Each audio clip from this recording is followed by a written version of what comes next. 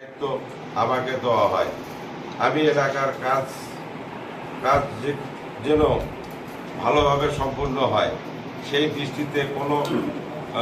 দৃষ্টিকোণ থেকেই দায়িত্ব নেই।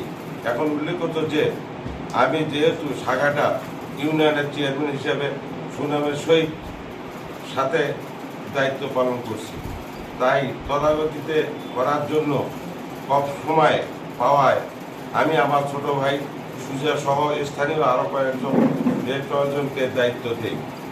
তারা তাদের দায়িত্ব সঠিক পালন করে আসছে এবং প্রকল্প কাজটি দ্রুত গতিতে চলছে।